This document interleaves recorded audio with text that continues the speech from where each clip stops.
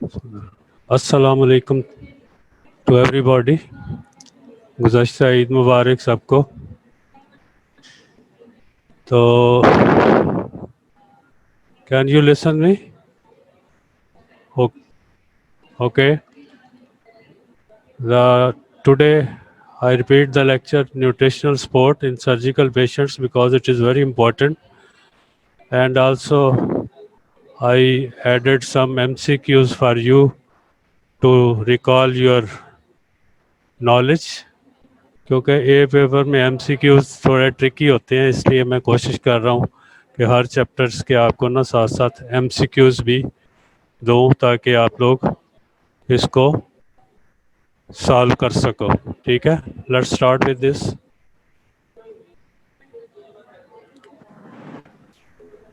Why it is important, nutrition surgical patients में important क्यों है?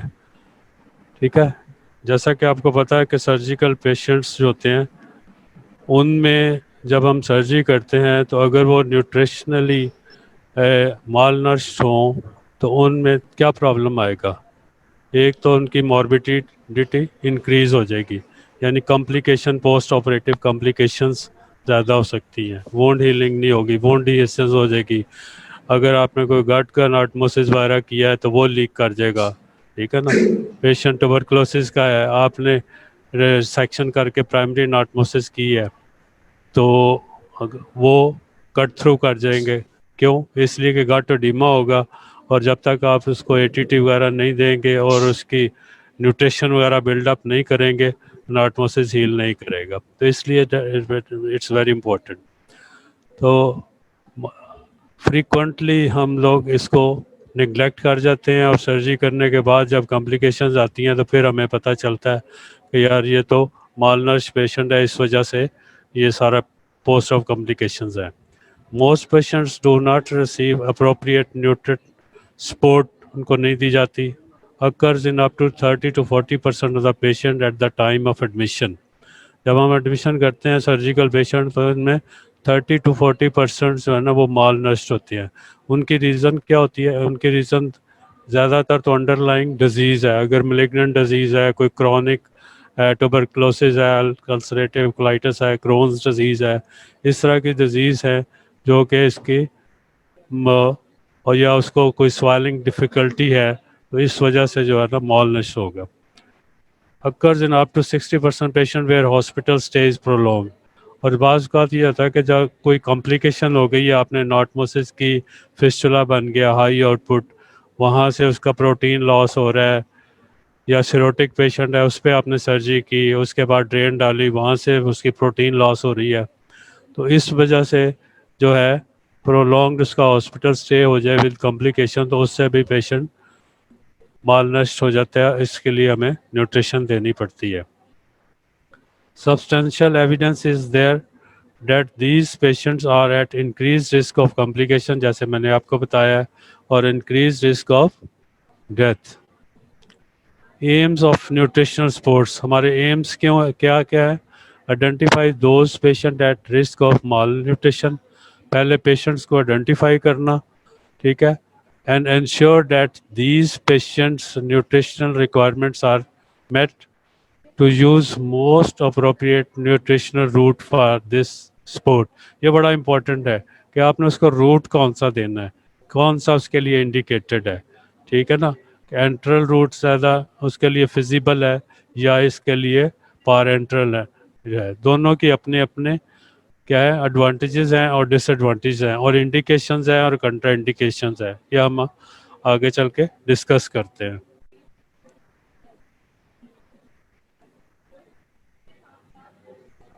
विच पेशेंट रिक्वायर्स न्यूट्रिशन सपोर्ट। अब यह है कि हमने न्यूट्रिशन सपोर्ट का कैसे आइडेंटिफाई करना है कि ये मरीज़ हमारा है, इसको ज़रूरत है न्यूट्रिशनल सपोर्ट की। ठीक है, तो उसके लिए कुछ हमारे पास क्लिनिकल पैरामीटर्स हैं, कुछ बायोकेमिकल पैरामीटर्स हैं, तो वो हम उसके देखेंगे। ठीक है, सीवियरली मालनरिश्ड ड्यू टू डिजीज़, जैसे पहले मैंने बताया डिजीज़ की वजह से है, उसको कोई मिलेग्नेंसी है, उसको कोई क्रॉनिक इलनेस है उसकी वजह से है, या swelling नहीं कर सकता, डिस्फेजिया है, कोई और प्रॉब्लम्स है। Become malnourished due to surgical therapy, और कोई आपने सर्जिकल थेरेपी की है, मतलब उसकी गट ज़्यादा रिसेक्शन कर दी है आपने, ठीक है, शॉर्ट गट सिंड्रोम हो जाता है, तो उसमें भी फिर पेशेंट को क्या होगा, प्रॉपर न्यूट्रिशन नहीं मिल रही होगी, तो पेशेंट उसमें भी उसको ज़रूरत होगी कि हम उसको एडिशनल न्यूट्रिशनल सपोर्ट दें।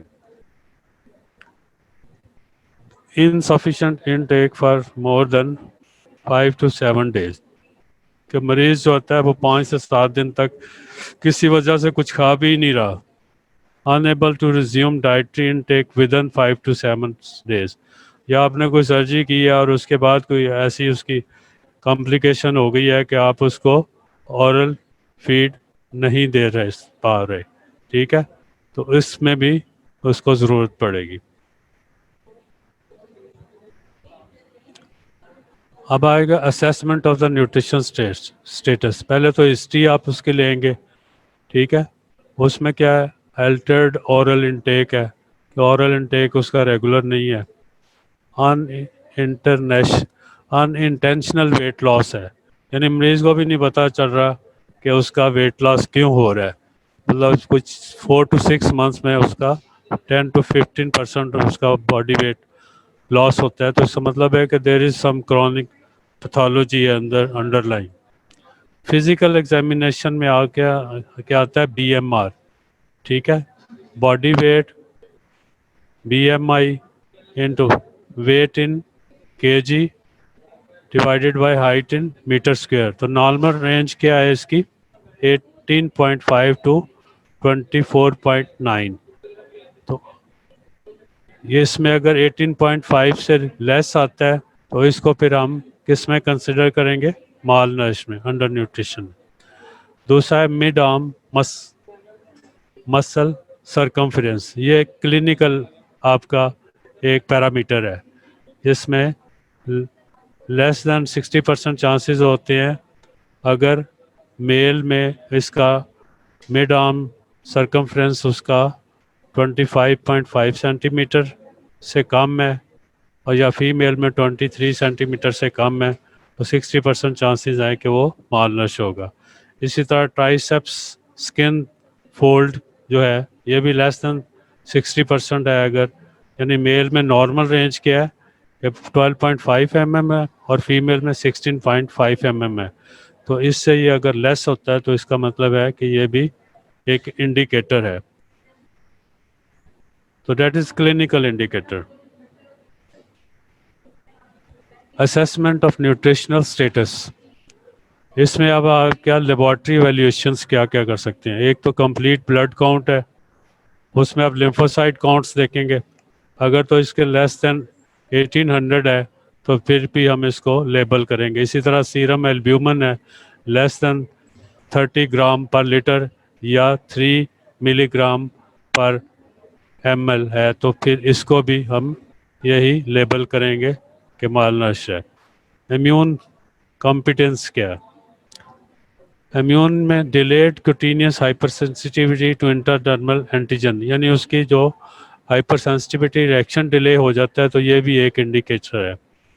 Functional evaluation, ability to daily functions, hand grip उसकी देखेंगे कि क्या उसकी ग्रिप ठीक है, उसकी पावर ठीक है, मसल पावर वगैरह, ये क्लिनिकल असेसमेंट है। अब आता है सब्जेक्टिव ग्लोबल असेसमेंट, ठीक है जी, focus nutritional history, physical examination, dietary history, assess risk of malabsorption, selective laboratory tests to detect the nutritional deficiency। ये एक मस्ट टूल कहते हैं, इससे एक असेसमेंट सी आप कर सकते हैं उसको कि ये किस ग्रेड में फॉल करता है, ये अंडर नस्ट है या नहीं है। तो इसके लिए 3 क्राइटेरियाज हैं, BMI है, और BMI में उसने 0 स्कोर है, अगर मोर देन 20 है और 1 स्कोर है अगर 18.5 टू 20 के करीब है और अगर लेस देन 18 है तो 2 स्कोर है। ठीक है, तो ये अल्टीमेटली आप तीनों का स्कोर कैलकुलेट करोगे। अगर weight loss in 3 to 6 months में अगर 0% है, 0 स्कोर होगा अगर लेस देन 5% है, 5 to 10% अगर लॉस हो रहा है तो वो 1 स्कोर होगा, अगर मोर देन 10% है तो ये 2 स्कोर होगा। इसी तरह acute disease effect had a score of 2 if there has been or likely to be or no or a very little nutritional intake for more than 5 days, तो आप स्कोर क्या add करते हो 2 का।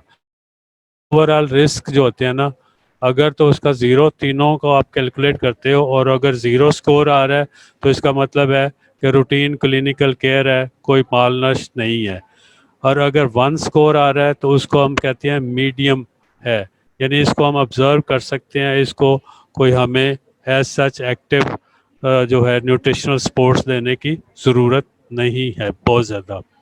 और अगर स्कोर उसका 2 या 2 से ज़्यादा है तो फिर उसको हॉस्पिटलाइज भी आप करेंगे, फिर उसको आप न्यूट्रिशनल सपोर्ट देंगे जो भी उसके लिए बेहतर इंडिकेशन होगी, एंट्रल या पारेंट्रल। ठीक है, तो ये एक गाइडलाइन उसने दी हुई है कि आप इस तरह मतलब 3 उसके इंडिकेटर्स लेके बीएमआई का, वेट लॉस का और एक्यूट डिजीज़ जिसमें वो 5 दिन से ज़्यादा इनटेक नहीं ले रहा, तो इनका स्कोर कैलकुलेट कर सकते हैं जस्ट लाइक अ जीसीएस, जैसे हम ग्लासगो का स्केल कैलकुलेट करते हैं। ठीक है जी। अब आता है appropriate substrate which to give and how much, कि हमारे पास क्या क्या चीज़ें हैं जो हम न्यूट्रिशन स्पोर्ट्स में दे सकते हैं और कितनी मिकदार में दे सकते हैं। Assessment of nutritional requirement, optimal nutritional should provide adequate amount of, कहते हैं कि जो हमारी न्यूट्रिशन ऑप्टिमम तब हम कहेंगे जब उसकी कैलोरीज में कार्बोहाइड्रेट और फैट एक प्रॉपर मिकदार में है, प्रोटीन है, वाटर है, इलेक्ट्रोलाइट है, ट्रेस एलिमेंट्स हैं, विटामिन्स हैं। ठीक है, ट्रेस एलिमेंट्स में क्या क्या आ जाएगा, मैग्नीशियम, कैल्शियम वगैरह, फास्फेट, ये सारी चीज़ें, जिंक। जी, एनर्जी रिक्वायरमेंट इन अडल्ट्स में रफली उसने कहा कि अगर अनकॉम्प्लिकेटेड पेशेंट है तो आप 25 किलो कैलोरी पर केजी बॉडी वेट के हिसाब से दे सकते हैं, और अगर आप ज़्यादा कॉम्प्लिकेटेड केस है और स्ट्रेस्ड पेशेंट है तो उसमें आप इंक्रीज़ करके 30 to 35 किलो कैलोरी पर केजी बॉडी वेट के हिसाब से, जितना उसका बॉडी वेट है उससे हम कैलकुलेट करेंगे। सॉरी, तो एनर्जी सोर्स में हमारे पास क्या क्या आ जाता है जी, कार्बोहाइड्रेट। तो ये आपने कितने परसेंट देना, 70 to 80%। जो हमने कैलोरीज देनी है जितनी भी कैलकुलेट की होंगी उसमें से 70 to 80% हम उसको कौन सी देंगे, कार्बोहाइड्रेट से, और लिपिड से कितनी देंगे, 20%। ठीक हो जी। Carbohydrate predominant form use dextrose, optimum oxidation से हमें कितनी 4 to 5 मिलीग्राम पर केजी पर मिनट के हिसाब से हम देते हैं। Lipids 20% of the total calories, lipid emulsions mixed with other elements 3:1 ratio. ठीक है, प्रोटीन प्रोटीन कितनी हम डेली दे सकते हैं, अनकॉम्प्लिकेटेड केसेस में हम 1 ग्राम पर केजी के हिसाब से पर डे से देते हैं। 60 केजी का है तो उसकी डेली रिक्वायरमेंट कितनी होगी, 60 ग्राम हो जाएगी। इसी तरह कॉम्प्लिकेटेड केसेस है तो उसमें आप 1.23 to 2 ग्राम पर केजी के हिसाब से इसको डबल कर देंगे, यानी अगर सीवियरली मालनस्ट पेशेंट है।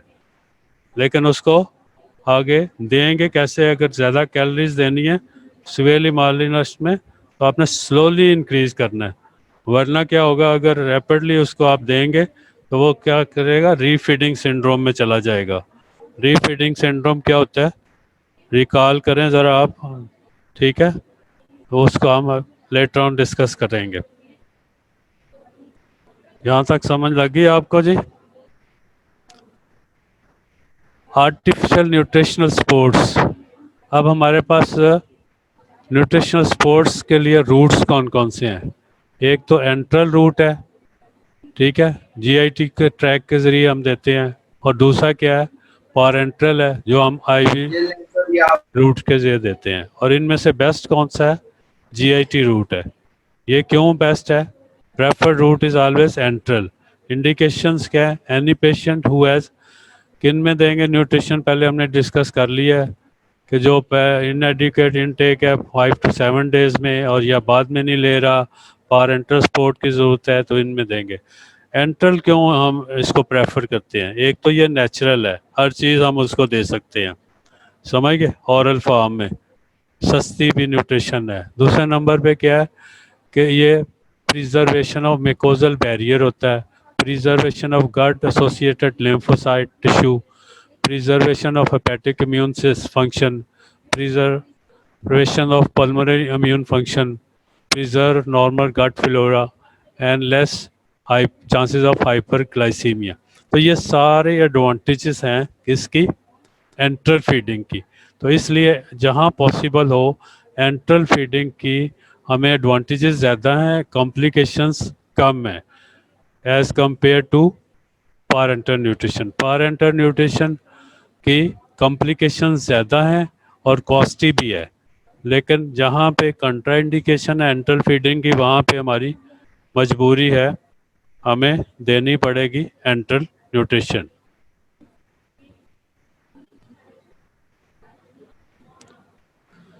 जी, अब आ गया contra indication to enteral feeding. Enteral feeding की कंट्रा इंडिकेशंस क्या है?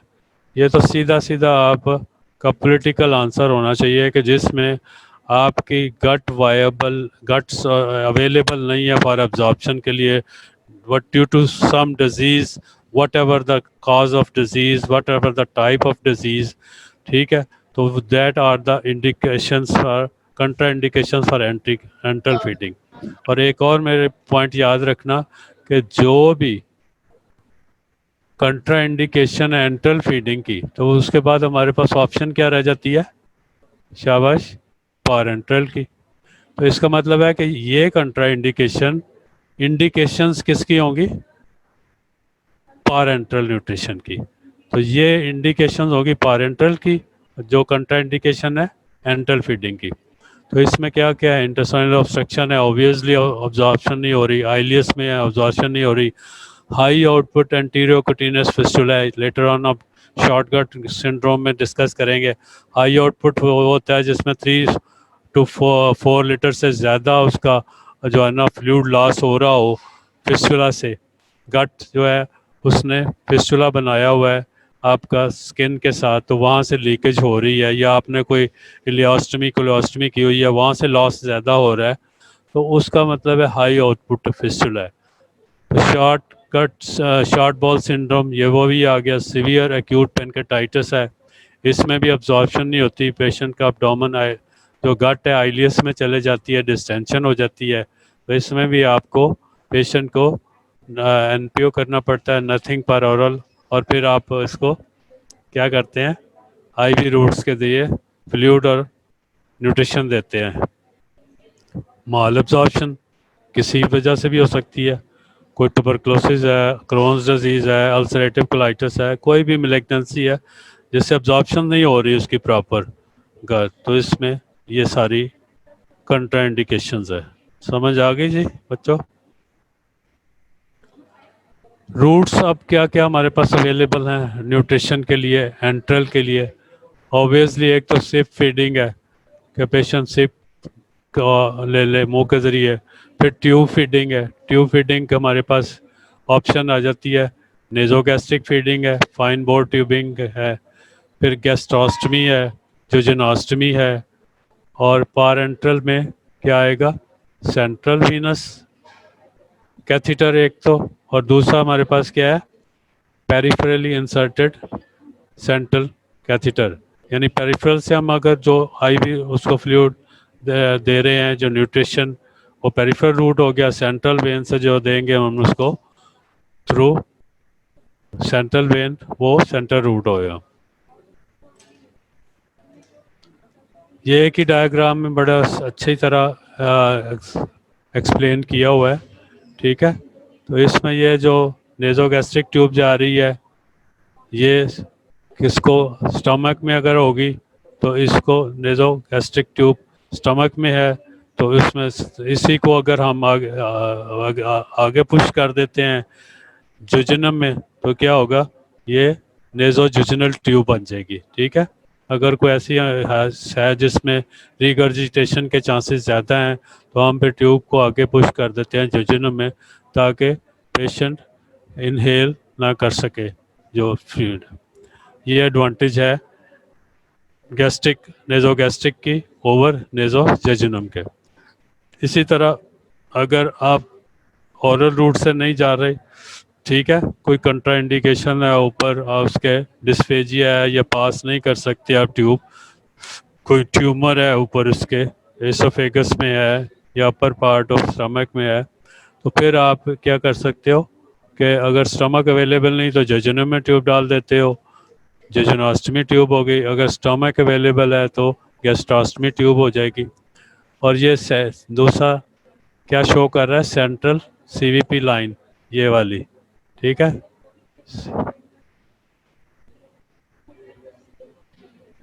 ये सीवीपी लाइन ये, ठीक है। ये सुपीरियर वेना के बाद में जुगलर वेन के जरिए जा सकते हैं, सब क्लेवियन वेन के जरिए जा सकते हैं, तो ये रोड्स है, ये पेरिफेरल रूट आ गया, ठीक है। क्लियर हो गया, ये तो नहीं बोलना चाहिए अब आपको।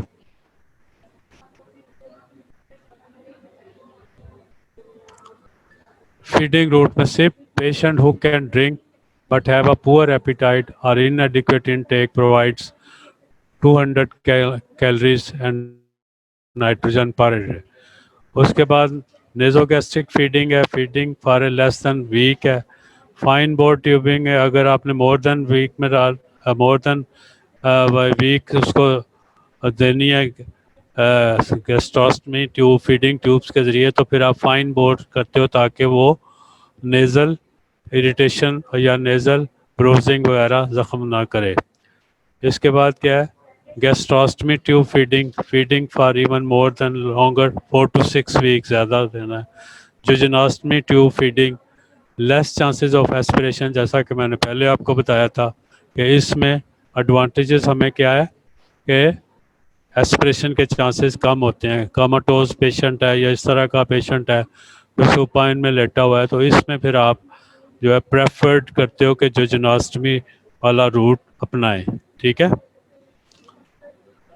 पैरेंटल फीडिंग में है central venous catheter for less than a week,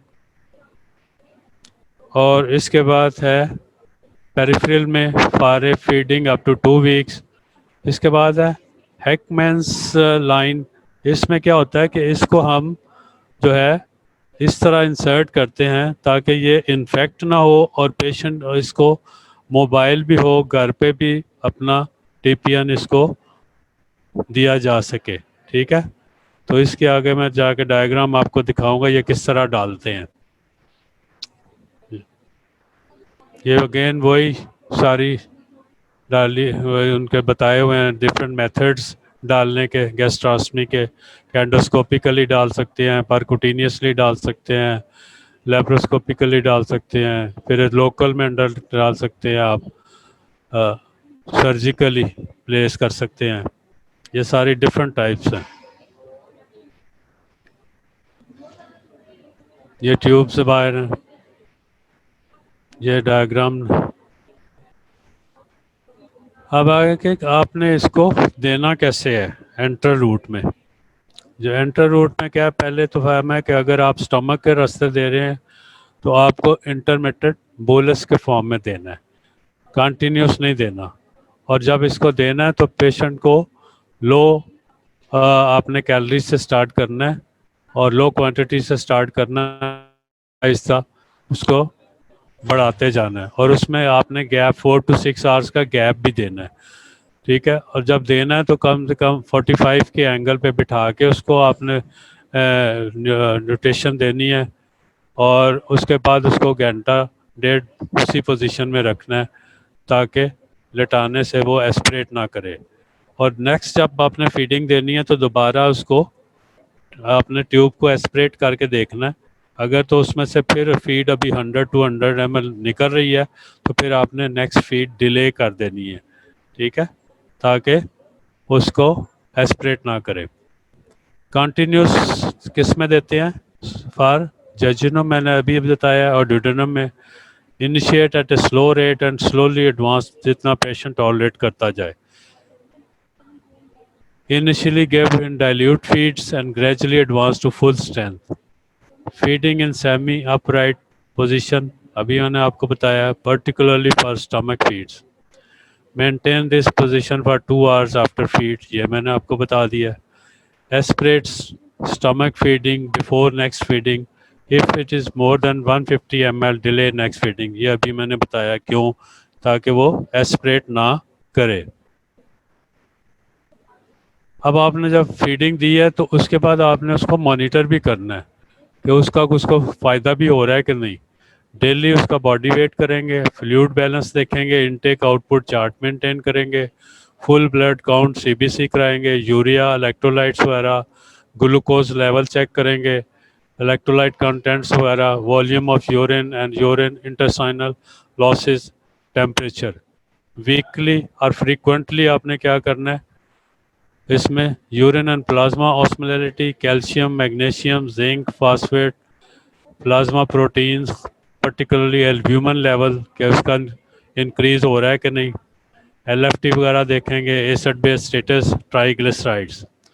और महीने में एक दफ़ा फोर्टनाइटली आप vitamin B12, folate, iron, lactate and trace elements में जिंक है, कॉपर है और मैग्नीशियम है, मैग्नीज। अब कॉम्प्लिकेशंस क्या होंगी, ठीक है। तो जब भी आपने किसी के भी मेथड की, किसी भी चीज़ की, ये आपको मैं टिप दे रहा हूँ, कॉम्प्लिकेशंस आपने डिस्कस करनी है तो ऑलवेज आप देखा करो कि इसमें क्या क्या चीज़ें इन्वॉल्व हो रही हैं। तो वो हर, जैसे आपने कोई प्रोसीजर है इसमें, जैसे हमने डिलीवरी सिस्टम के लिए हमने कोई ट्यूब डाली है, अब ट्यूब डालने की कॉम्प्लिकेशन हो सकती है, ट्यूब की अपनी कॉम्प्लिकेशन हो सकती है। फिर इसके बाद क्या है कि आपने जो उसको न्यूट्रिशन दी है उसकी अपनी कॉम्प्लिकेशंस हो सकती हैं।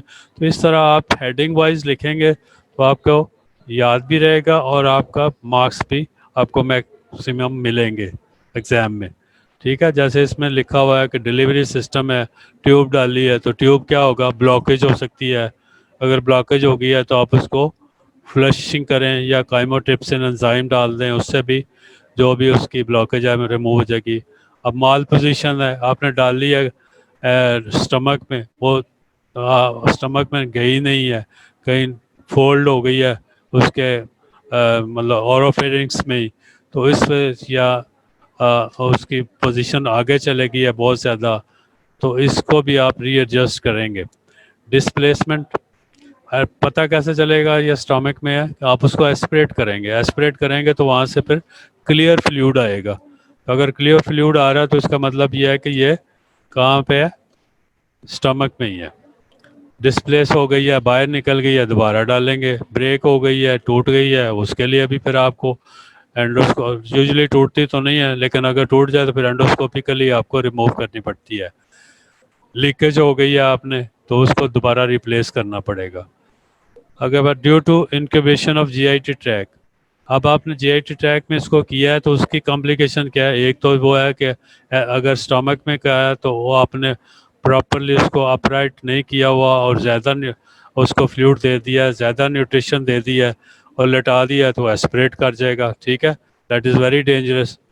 इसी तरह डालते वक्त आपने एनजी डालते वक्त ज़्यादा बड़े साइज़ की डाल रहे हैं तो वो ब्लीडिंग भी कर सकता है नोज़ के ज़रिए। इसी तरह फिस्टुला, लीक और लोकल इन्फेक्शन वगैरह भी हो सकती है। इसके बाद है कि ड्यू टू न्यूट्रिएंट डिलीवरी, आपने अब जो कंटेंट्स उसको दिए हैं उसमें क्या क्या कॉम्प्लिकेशंस होती हैं, पेशेंट अब्जॉर्ब नहीं कर रहा, डायरिया हो गया, आपने ज़्यादा एकदम से, इसीलिए तो कहा है कि उसके आपने पहले डाइल्यूट फॉर्म में देना है और फिर ग्रेजुअली उसकी ऑस्मोलैरिटी बढ़ाते जाना है, स्ट्रेंथ उसकी कैलोरीज ग्रेजुअली बढ़ाते जाना है ताकि वो डायरिया ना हो, ठीक है।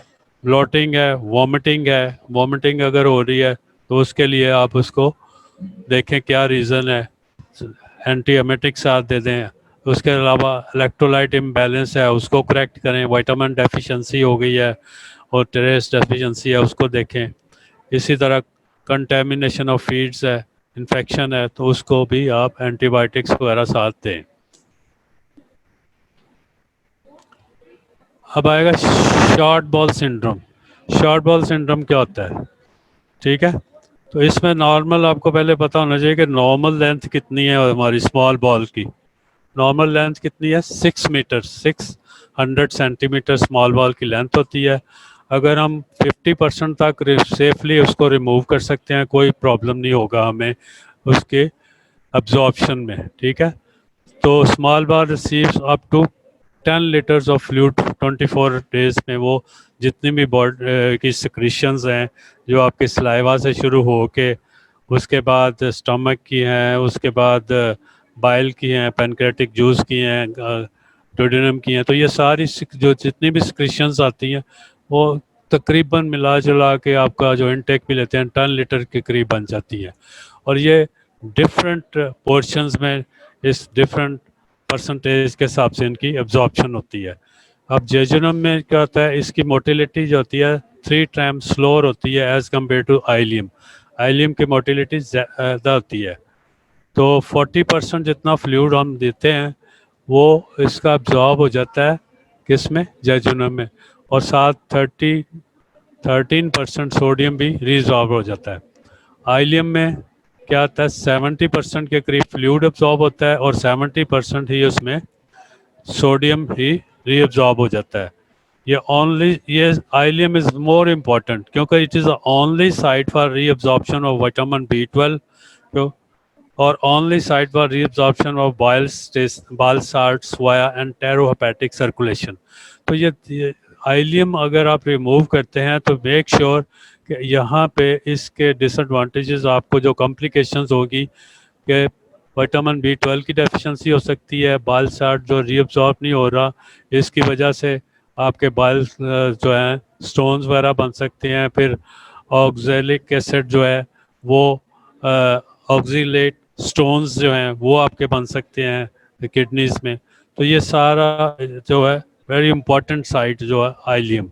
इसीलिए कहते हैं कि जेजुनम आप सारी भी रिमूव कर दो तो कोई फ़र्क नहीं पड़ता, लेकिन आइलियम अगर आपकी है और लार्ज इंटेस्टाइन है तो अब्जॉर्प्शन में कोई फ़र्क नहीं पड़ता। कोलन में 90% of the fluid and sodium reabsorption occur. Colon में कितना होता है? 90% फ्लूइड और sodium. Carbohydrate converted to fatty acids which then increase the water and sodium absorption इसकी इंक्रीज करती हैं जो कार्बन। अभी मैंने बताया कि रिसेक्शन ऑफ जेजुनम के अगर आप कर देते हैं नो इफेक्ट ऑन फ्लूइड और electrolyte reabsorption, ileum and colon can take over the function. सारा फंक्शन जो है वो टेक ओवर कर लेगा। ठीक हो गया। इसके बाद है रिसेक्शन ऑफ आइलियम। अब आइलियम के आपने रिसेक्शन की है जो मैंने अभी आपको बताया है, तो इसमें क्या हुआ कि इंक्रीज लोड अब बाइल साल्ट अब्जॉर्ब नहीं हो रहे, वो जेजुनम से डायरेक्ट कोलन में जा रहे हैं। ठीक है, तो अब्जॉर्प्टिव कैपेसिटी रोक कम कर देंगे किसकी? कोलन की।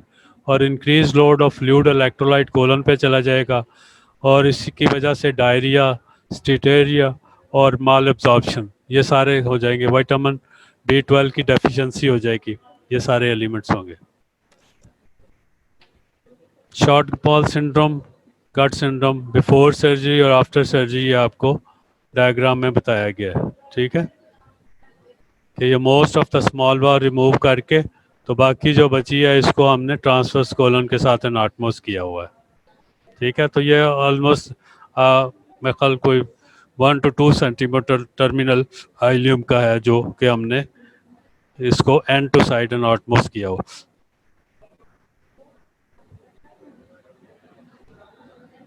ओके, अब आ गया कि कब हम लेबल करेंगे कि it is a short bowel syndrome है। Less than 150 centimetre left inside, कि आपके पास स्मॉल बॉल क्या है कि सिर्फ 150 सेंटीमीटर, 1.5 मीटर से कम रह गई है। दूसरा क्या है कि more than 200 centimetre small bowel, और साथ आपने कोलन भी रिमूव कर दिया है, तो फिर भी ये शॉर्ट बॉल सिंड्रोम के ज़ुमरे में आएगा। दोनों चीज़ें आपने याद रखनी है। ऊपर जो वो कह रहा है कि 150 स्मॉल बॉल और कोलन उसका प्रिजर्व कर रहा है, जैसे मैंने डायग्राम में दिखाया है। लेकिन अगर उसका वो कह रहा है कि स्मॉल बॉल 2 मीटर से ज़्यादा है, लेकिन कोलन आपने सॉरी स्मॉल बॉल 2 मीटर से ज़्यादा आपने रिमूव कर दिया और होल कोलन हमारा सारे का सारा आपने कोलन रिमूव कर दिया है, तो वो भी शॉर्टकट सिंड्रोम में आएगा।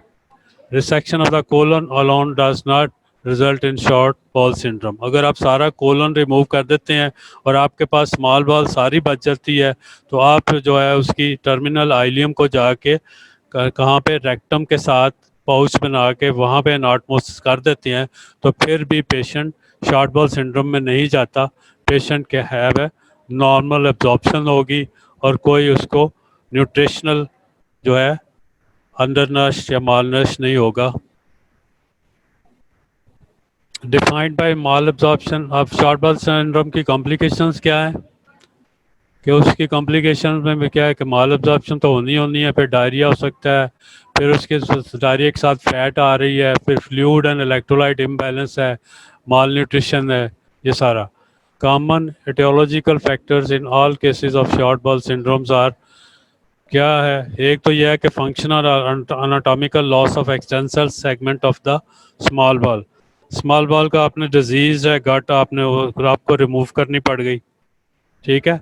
या फिर एक कोई आपके क्या हुआ, एकदम से सुपीरियर मेजेंटेरिक आर्टरी में क्या हुआ, कोई एम्बुलेंस आ गया, कार्डिक पेशेंट है, तो वो उसके एम्बुलेंस आ गया सुपीरियर मेजेंटेरिक आर्टरी में, तो वो क्या होगा, whole of the small bowel और उसका हाफ ऑफ द कोलन जो राइट साइड का है, वो सारे की ब्लड सप्लाई कॉम्प्रोमाइज हो जाएगी, क्योंकि ये सारे को सप्लाई क्या करती है, सुपीरियर मेजेंटेरिक आर्टरी। तो इसको सुपीरियर मेजेंटेरिक इस्कीमिया भी कहते हैं। तो ये सारी की सारी गैंग्रीन हो जाती है, ठीक है। तो इसमें जब गैंग्रीन हो जाएगी तो आपने एब्डोमेन खोला है, तो वो सारी गट गैंग्रीन है, तो ऑब्वियसली आपको वो गट सारी रिमूव करनी पड़ेगी और उससे उतना कोलन भी सारा रिमूव करना पड़ेगा। और क्या है, digestive absorptive capacity severely compromise. Disease की वजह से हम बार बार डिस्कस कर चुके हैं कि वो अब्जॉर्प्शन नहीं हो रही उसकी। क्रॉनिक डिजीज है कोई, ट्यूबरकुलोसिस है, क्रोन्स डिजीज है। Absence of colon can be critical factor. Colon हम रिमूव कर देते हैं, वो बड़ी क्रिटिकल फैक्टर है।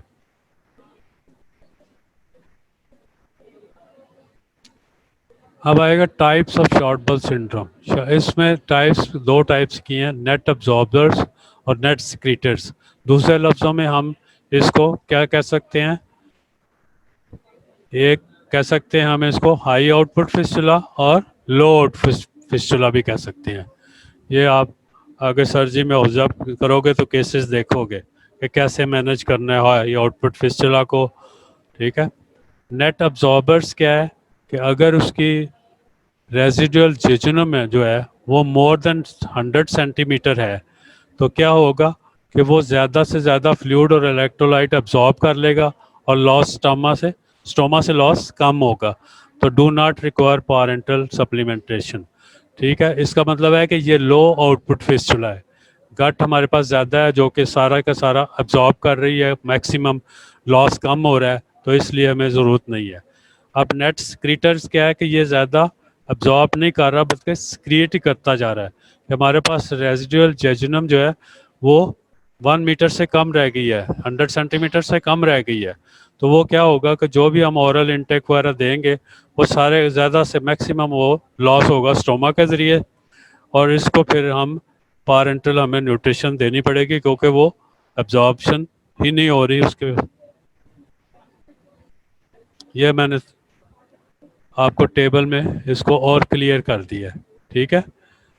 तो एब्जॉर्बर्स क्या है, इसमें less than 2 litre per day इसका आउटपुट होगी, तो इसलिए इसको हम कहते हैं लो आउटपुट एंटीरियो कुटिनियस फिस्टुला, ठीक है। और ये इसमें स्क्रीटर्स में क्या है 4 to 8 लीटर तक लॉस हो रहा है, इसको हम हाई आउटपुट फिस्टुला कहेंगे, समझ गए। तो इसमें हमें क्या करना पड़ेगा, इसमें हमें इसको पारेंटल न्यूट्रिशन देनी पड़ेगी और उसके साथ साथ हमें एडिशनल चीज़ें भी देनी पड़ेंगी ताकि इसकी सिक्रीशंस कम हो। वो क्या क्या देनी पड़ेंगी? कॉम्प्लिकेशंस में शॉर्ट बर्स्ट सिंड्रोम्स की अभी मैंने डिस्कस की थी, वो सारी आपके सामने। गॉल स्टोन बन सकते हैं, रीनल स्टोन बन सकते हैं, ठीक है। और क्या है, माल एब्जॉर्प्शन की वजह से एटेक्सिया और उसकी स्पीच डिफ़िकल्टी वगैरह सारा कुछ आ जाएगा इसमें। मैनेजमेंट ऑफ शॉर्ट बल सिंड्रोम्स में हाई आउटपुट फिस्टुला है, ठीक है। शॉर्ट बल सिंड्रोम ज़ाहिर है हाई आउटपुट फिस्टुला कहलाएगा दूसरे लफ्ज़ों में, ठीक है। तो इसकी मैनेजमेंट के लिए हमें क्या करना पड़ेगा, पारेंटल फ्लूइड और न्यूट्रिशनल रिप्लेसमेंट टीपीएन देना पड़ेगा। फिर restrict total amount of fluid hourly उसको क्या करेंगे, एनपीओ कर देंगे, नथिंग पर ऑरल, क्योंकि उसका फ़ायदा ही नहीं, अब्जॉर्ब ही नहीं कर रहा, तो उसको क्यों दें। फिर increase glucose and salt and replacement solutions, anti secretory drugs भी देंगे, H2 एंटागनिस्ट और पीपीआई, और इसी तरह ऑक्ट्राटाइड जिसको सोमेटोस्टेटन वगैरह हम कहते हैं। ये क्या करते हैं, ये सारी गट की सिक्रीशन, पैनक्रियाटिक जूस और ये बाइल इनकी सिक्रीशंस कम करते हैं, तो ये भी साथ देंगे उसको ताकि लॉस कम हो। इसी तरह मोटिलिटी रिड्यूस करने के लिए गट की लोप्रामाइड और कोडिन वगैरह हम देंगे।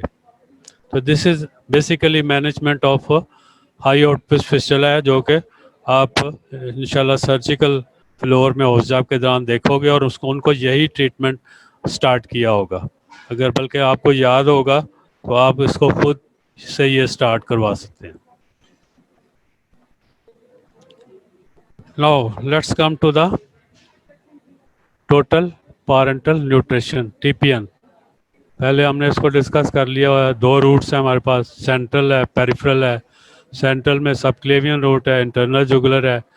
तो कैथेटर की टिप कहीं इसमें जाती है स्पीरियर वेना कवा में, मोस्ट कॉमनली हम यूज़ करते हैं, क्योंकि इसका एडवांटेज ये है कि आप हाइपर ऑस्मोलर फ्लूइड्स भी दे सकते हैं। पेरिफेरल रूट से आप जो है ना हाइपर ऑस्मोलर अगर दोगे तो क्या होगा, वेन की थ्रोम्बोफ्लेबाइटिस होगा और फ्लीबाइटिस हो जाएगा, वेन की इन्फेक्शन हो जाएगी। ये हाइपर 10% एक्स्ट्रोज ज़्यादा मकदार में दे रहे हैं आप, या लिपिड्स ज़्यादा और इसी तरह अमाइनो एसिड्स वहाँ से दे रहे हैं पेरिफेरल रूट से। ओके जी, ये जो सुबह हम पहले हमने जिक्र किया था कि ये लॉन्ग आपने अरसे के लिए या फॉर एवर लाइफ के लिए देना है, जैसे उसकी मिजेंटेरिक इस्कीमिया की वजह से सारी गांठ निकल गई या किसी और वजह से उसकी जो मिलिग्नेंसी की वजह से आप ओरल रूट नहीं दे सकते, कुछ भी है, तो उसके लिए अगर आपने फॉर एवर देना है, लॉन्ग टर्म देना है, तो ये जो है हिकमैन्स लाइंस यूज़ करते हैं। इसमें आप ये चीज़ नोट करें, वो एक टनल सी बना देता है सबकुटेनियसली। इसका फ़ायदा ये होता है कि एक तो ये कि पेशेंट जब मूव करता है तो ये स्लिप नहीं करती, ठीक है, और ज़्यादा इन्फेक्शन के चांसेस भी कम हो जाते हैं, क्योंकि इसमें ये टनल बनी हुई है, यहाँ से एंटर हुआ है, फिर उसके बाद यहाँ से इसने कट लगा के फिर वेन के अंदर गया हुआ है, तो ये टनल इसको मज़ीद यहाँ भी इसने टाई किया हुआ है, यहाँ भी, तो मैक्सिमम इसको सपोर्ट करती है। तो इसलिए इट्स अ बेटर, और ज़्यादातर एडवांस कंट्रीज़ हैं, बल्कि हमारे अब तो पाकिस्तान में भी जो है ना टीपीएन अलग-अलग देने की बजाय कि कार्बोहाइड्रेट अलग आपने ड्रिप में लटकाए हुए हैं, और एक साइड पे फिर आपने जो है वो उसको लिपिड्स दे रहे हैं, इसी तरह अमाइनो एसिड दे रहे हैं। तो आप क्या क्या करते हैं कि आपको जो डाइटिशियन होते हैं वो क्या आपके पेशेंट्स का सारा कुछ कैलकुलेट करके न्यूट्रिशनल रिक्वायरमेंट कितनी है कैलोरीज, तो वो फिर एक बैग में सारा कुछ जो है ना बना देते हैं, उसमें वो उसकी जो है ना कैलोरीज का कार्बोहाइड्रेट जितनी होनी चाहिए, जितनी उसको लिपिड्स मिलना चाहिए, जितनी उसको प्रोटीन मिलनी चाहिए और विटामिन्स वगैरह, वो सारे एक बैग बना के दे देते हैं, और वो फिर आप इजीली घर पे भी पेशेंट को जो है वो अटैच करके दे सकते हैं। ठीक है जी, ओके। ये भी और नेक में डाली हुई है, ये सब क्लेवियन में डाली हुई है। टीपीएन के इंडिकेशंस जैसे मैंने आपको पहले बताया था शुरू में ही, आसान सी चीज़ें होती हैं, सिर्फ आप चीज़ को समझ के पढ़ा करो। क्योंकि एक चीज़ की अगर हमारे पास कंट्रा इंडिकेशन मैंने बताया था, जो जीआईटी की कंट्रा इंडिकेशन है, तो हमारे पास फिर ऑप्शन क्या रह जाती है, जाहिर है टीपीएन है। तो ये सारी जो है ये इंडिकेशन जो उसकी कंट्रा इंडिकेशन थी, इसकी इंडिकेशंस बन गई है। ठीक है, तो ये सारी इंडिकेशन है आपकी टीपीएन देने की। क्लियर? आगे चलें, नेक्स्ट। अब ये वही जो मैंने अभी आपको बताया था, होम टीपीएन सर्विस। ये देखें, एक बैग वो उन्होंने तैयार करके, एक बैग में ही सारा कुछ है, हर चीज़ उन्होंने जो भी उसकी रिक्वायरमेंट्स थी वो उसमें उन्होंने डाल के, जितनी कैलोरीज उसको कार्बोहाइड्रेट से देनी थी, जितनी उसको फैट्स देनी थी, लिपिड्स वगैरह, जितने उसको अमाइनो एसिड्स देने थे, विटामिन्स देने थे, वो एक दिन का बैग तैयार करके दे देते हैं। और वो घर में भी आपके जो है नर्स जाके अटैच करके उसको लगा सकती है पेशेंट को। लेकिन अमूमन ये हमारे आम जो टीचिंग हॉस्पिटल्स हैं वहाँ पे ये सहूलत फिजिबल ये फैसिलिटी अवेलेबल नहीं है। वहाँ आप देखेंगे कि वो जो ब्रेनल अटैच किया होगा, जो ये इसके साथ वो मल्टी ल्यूमन होता है, इसके साथ सीवीपी लाइन जो इसके में हम डालते हैं, तो वो उसके मल्टी चैनल डाल के तो आप देखेंगे कि एक साइड पे वो डेक्सट्रोज चल रहा होगा, दूसरी साइड पे उसके उन्होंने अटैच किया होगा लिपिड्स। इस तरह लिपिड ख़त्म हो जाएगा, फिर अमाइनो एसिड्स लगा देंगे। तो ये दोनों साइड बाय साइड चलने चाहिए।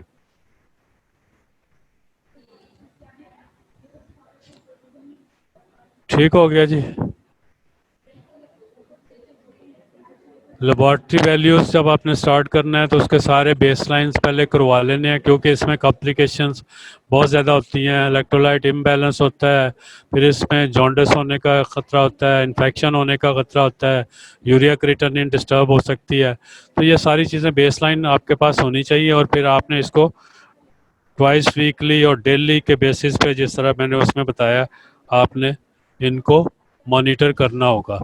और इसी तरह आपने स्लोली इसको इंक्रीज करना है।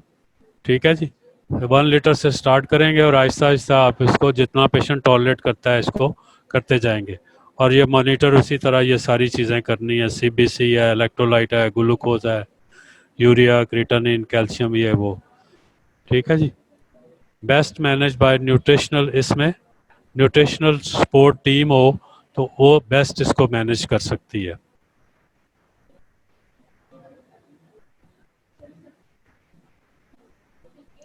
अब इसकी कॉम्प्लिकेशंस क्या होगी? कॉम्प्लिकेशंस में अगेन वही, आपने अब्रेनला डालते वक्त, सीवीपी लाइन डालते वक्त जो कॉम्प्लिकेशंस कर सकते हैं। लोकल कॉम्प्लिकेशन में अगर वो लीकेज हो गई है तो आप ये देखें फ्लीबाइटिस और ये सारा सेलुलाइटिस वगैरह हैंड का हो गया। ठीक है, तो इसी तरह फ्लूइड से कॉम्प्लिकेशंस क्या होगा? ओवरलोड हो सकता है, पल्मोनरी एडिमा हो सकता है, अंडर हाइड्रेशन से hypovolaemia, shock, renal failure, electrolyte disturbance. और दूसरा, सीवीपी लाइन डालते वक्त अगर आप सेंट्रल लाइन डाल रहे हैं तो आप गलती से पंक्चर कर दें सबक्लेवियन आर्टरी को, और पेशेंट को अगर कोगुलोपैथी है तो वो ब्लीडिंग बहुत सीवियर होगी। इसी तरह अगर आप प्लूरा को रप्चर कर दें, निमोथोरेक्स हो जाएगा। तो ये कॉम्प्लिकेशंस जो है इसकी सीवीपीएन लाइन डालने की होगी। यहाँ तक समझ आ गई? नेक्स्ट चलें। कैथेटर रिलेटेड वही, vessel injury, thrombosis, hemopneumothorax, brachial plexus injury, air embolism, sepsis, ये सारा कुछ हो सकता, कोई भी कॉम्प्लिकेशन इसमें हो सकती है। इसके बाद मेटाबॉलिक, मेटाबॉलिक में क्या है? Hyperglycaemia, hypoglycaemia. ठीक है, और hyper triglyceridaemia, fluid electrolyte imbalance, hyper osmolar syndrome, ज़्यादा ऑस्मोलर आपने एकदम दे दिया है। इसी तरह जो है आपका हेपेटाइटिस वगैरह, ये सारे रीफीडिंग सिंड्रोम, ओवर फीडिंग सिंड्रोम, ये सारा हो जाएगा। रीफीडिंग सिंड्रोम अभी हम डिस्कस करेंगे। सिरोसिस है, और एक कैलकुलस कोलिसिस्टाइटिस, गालस्टोन, ऑस्टियोमलेसिया, ये सारी कैल्शियम की कमी की वजह से। ठीक है, ये सीवीपी लाइन डली हुई है सुपीरियर वेना केवा में, ये आपको नज़र आ रही है। ये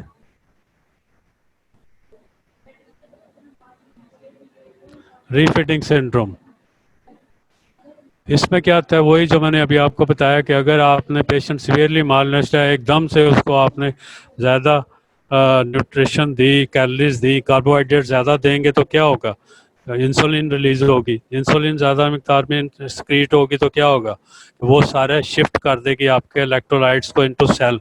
ठीक है, फास्फेट को, कैल्शियम को, मैग्नीशियम को, पोटेशियम को, इस सब को शिफ्ट करेगी सेल में, तो इन सब की कमी हो जाएगी, हाइपोफास्फेटीमिया, कैल्शियमिया, मैग्नीशियम, ये सब की कमी हो जाएगी। occurs in a malnourished patient undergoing refeeding, prolonged artificial feeding, whether enteral or parenteral. And awareness of condition is a high index of suspicion is required. तो इसको हम अवॉइड कैसे करेंगे, इसकी कॉम्प्लिकेशन जैसे मैंने बता दिया, वही ये सारी अरिथमियाज हो गए, सीजर, टेटनी, डेथ भी हो सकती है इससे। ठीक है, तो अवॉइड करने के लिए क्या करेंगे, start with a low energy intake and increase slowly उसकी कैलोरीज को, 25% एनर्जी से स्टार्ट करें और स्लोली डेली इंक्रीज करते जाएं। ठीक है जी। इसी तरह do not promote high carbohydrate, carbohydrate एकदम से ज़्यादा मिकदार में नहीं देना। फिर इसके बाद क्या है कि इंक्रीज स्लोली उसकी calories, aggressive correction of electrolyte abnormality, daily check करते रहना है, अगर एबनॉर्मलिटीज हो रही है तो आप उसको करेक्ट करें, biochemical abnormalities. Nutritional sports, all acute hospital trust should have a multidisciplinary nutritional support team, जिसमें कौन कौन इन्वॉल्व होता है, गैस्ट्रोएंटोलॉजिस्ट होता है, फिर गैस्ट्रोइंटेस्टाइनल सर्जन होते हैं, डाइटिशियन होते हैं, स्पेशलिस्ट न्यूट्रिशनल नर्स होती है, फार्मासिस्ट होते हैं, ये सारी एक टीम होती है जो इसको सपोर्ट करती है। Help in saving cost, reduce the complications. अब आएगा एमसीक्यूज आपके लिए, जल्दी जल्दी, टाइम कम रह गया, आप इनको पढ़ें और साथ में आपको आंसर इसका बताता जाऊंगा क्योंकि 8-10 है जी। पहला ये रीड करें आप,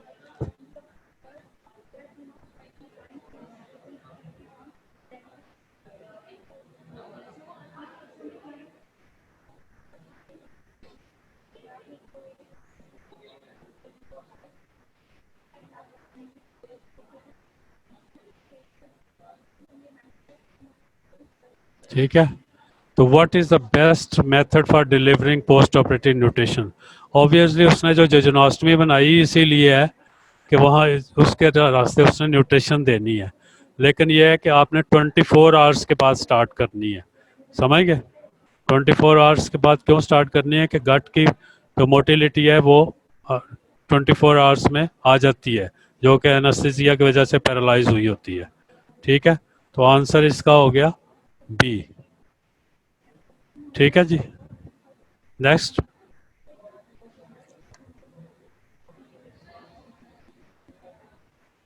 जी, पढ़ लें जल्दी जल्दी, टाइम कम रह गया, जल्दी जल्दी, शाबाश।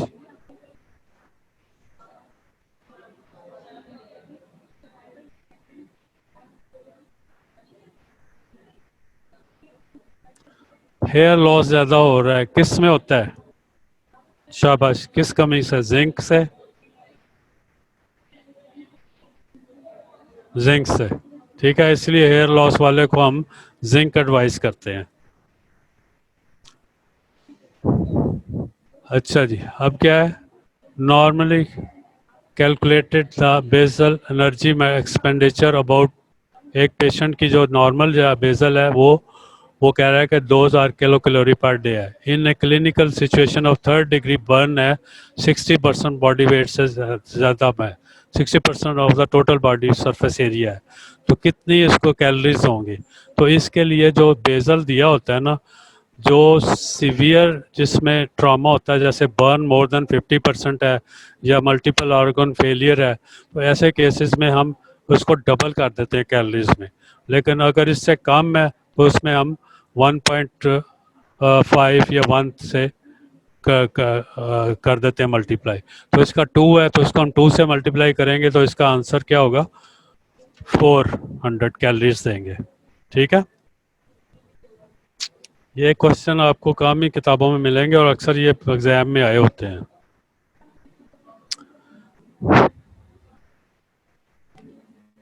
Which of the following are indications of TPN? जी बेटा,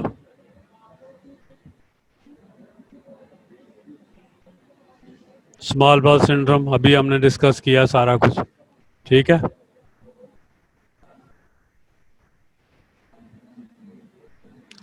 जी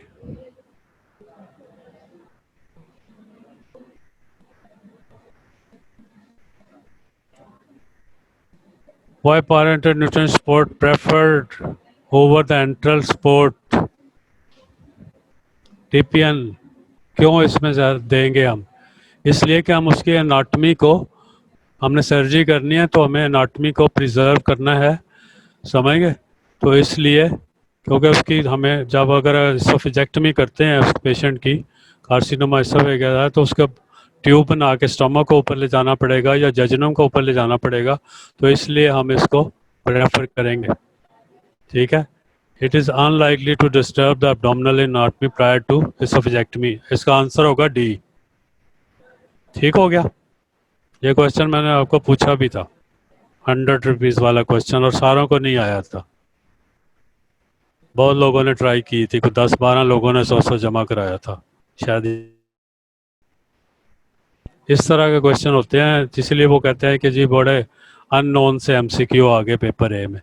Which of the following factors are proven to be reduce the infectious complications of CVP lines line placement? Which of the following factors are proven to be reduce infectious complications CVP line placement?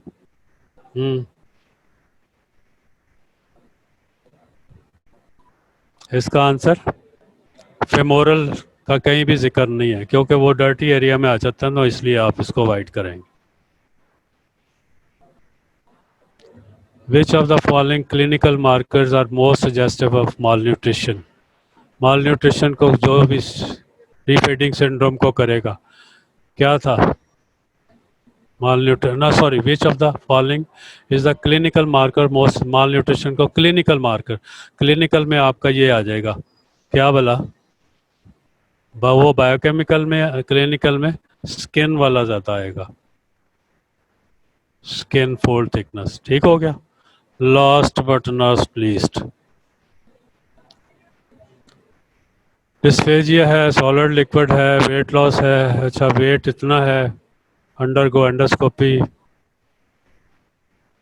Squamous cell carcinoma, chemotherapy देगी, pre operative started total TPN given severe malnutrition by albumin उसके less than 1 है, severely malnourished है। Which of the following most likely to be concern initially in starting the total parenteral nutrition in this patient? क्या होगा कि आपने देखना है कि हाइपोफास्फेटेमिया तो नहीं है, क्योंकि वो शॉर्ट बॉल सिंड्रोम में आ जाएगा। ठीक है, ये रीफीडिंग सिंड्रोम में आएगा। ठीक हो गया, ये चीज़ अगर है तो उसको पहले करेक्ट करना है आपने, समझ गए, फॉस्फेट को। थैंक यू वेरी मच, उम्मीद है आपको कुछ समझ आ गया होगा। हाँ भाई, किधर चैट किधर है इनका, इसका चैट खोलना ज़रा, कुछ सोची क्या बंद ही किया, चलो बस ठीक है, उतार दो।